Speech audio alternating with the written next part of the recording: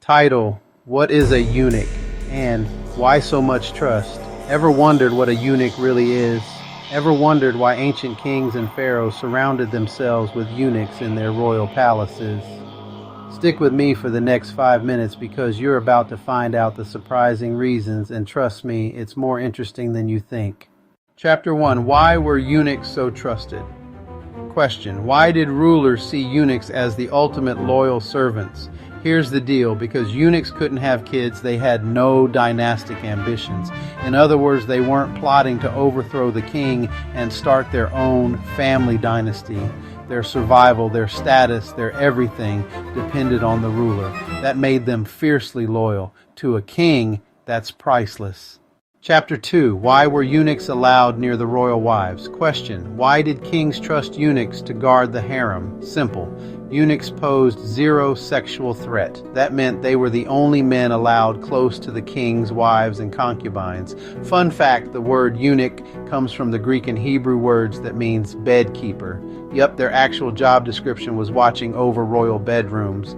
And guess what? This special access to the king's inner family gave them crazy influence as confidants and advisors. Chapter 3. Were eunuchs just servants or something more? Question: did eunuchs only serve in bedrooms, or did they rise higher? Oh, way higher. Eunuchs often climbed the ladder in government and the military. In Assyria and Persia, they became provincial governors, royal treasurers, even army commanders. They weren't just bystanders, they were power players, trusted to manage wealth, provinces, and even wars. Chapter 4. How did eunuchs keep the aristocracy in check? Question: what made eunuchs a political weapon for kings? Kings had to deal with ambitious aristocrats, families with wealth and power that could threaten the throne. Enter the eunuchs.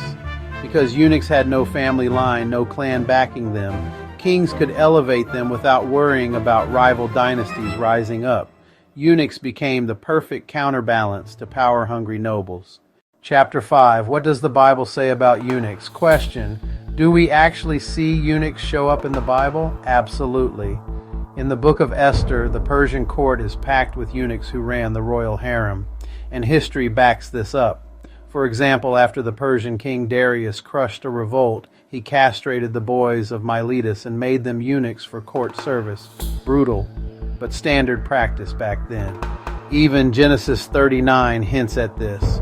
Potiphar, Pharaoh's officer, is called a saris, a word that can mean eunuch or high-ranking royal official. He was married, so probably not castrated, but the title shows how close the terms were. And consider this: could Potiphar have been a man with a very low libido? Almost no interest in women, not even his wife. Could this explain his rise to such a powerful position in Pharaoh's court? And just maybe, it explains his wife's desperation for Joseph's attention. I think it's highly probable this was the case.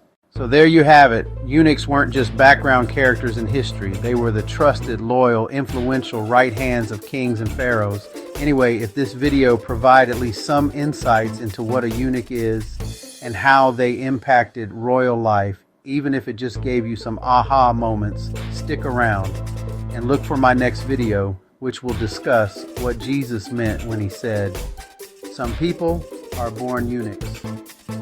Now don't just keep this info to yourself. Smash that like button, jam that subscribe, and I'll see you in my next video. Okay, so we out.